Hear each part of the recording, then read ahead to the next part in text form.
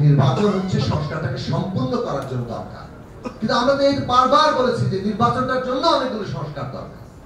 আমরা বসি কোন সংস্কারগুলো নির্বাচনের আগে সম্ভব তা নির্দিষ্ট করি, কোন সংস্কারগুলো জনপ্রতিনিধি ছাড়া করা যাবে না সেগুলো নির্দিষ্ট করি, এবং সেটা কিভাবে বাস্তবায়ন হবে, কিভাবে টেকসই হবে সেই জায়গায় অন্তত একমত হই।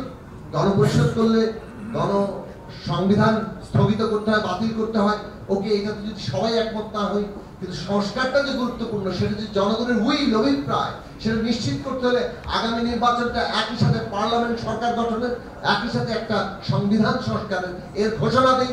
কিভাবে একমত হবে আসি, সেটা তো দরকার, না হলে সংস্কারটা হবে কিভাবে, কিংবা সেটা পিপলের উইল হিসাবে থাকবে কিনা।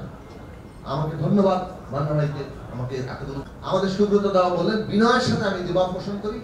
আমি মনে করি আন্দোলন গণতন্ত্রের অত্যন্ত গুরুত্বপূর্ণ অংশ।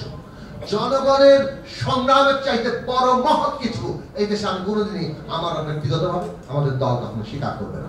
জনগণের সংগ্রাম কোনটা ন্যায্য, কতটুকু ন্যায্য সেটা বিচার করতে পারে, সেই ন্যায্যতার জায়গা আছে। 15 বছর 17 বছর এই দেশের মানুষ কোনো দাবি দাওয়া নিয়ে নামতে পারে নাই, আজকে তাদের দাবি দেওয়া আছে। গরিব মানুষের পেটে হাহাকার আছে, কর্মচারীরা শ্রমিকেরা তাদের জীবনে ভয়ঙ্কর সংকট আছে। কাজে আমরা কেবলমাত্র রাজনৈতিক সংকটের কথা বলে, রাজনৈতিক পরিস্থিতি খারাপ হতে পারে বলে তাদের আন্দোলনকে আমাদের বিরোধিতা করলে হবে না, বরং রাস্তায় যারা আছে আমরা অন্তর্বর্তী সরকারকে অভিযুক্ত করতে চাই, জনগণের দাবিগুলোকে তারা পাত্তা দিচ্ছেন না যথেষ্ট, জনগণের দাবিগুলোকে যথেষ্ট তারা গুরুত্বের সাথে নিয়ে দ্রুত সমাধান করছেন না। যদি জনগণের বিভিন্ন অংশ, বিশেষত খেটে খাওয়া মানুষ, তারা যদি মনে করে এই অভ্যুত্থান তাদের কিছুই দেয় নাই, তাহলে দ্রুত তারা জনগণ থেকে বিচ্ছিন্ন হবে, বরং এইটাই বাংলাদেশের ট্রানজিশনকে হুমকির মধ্যে ফেলতে পারে।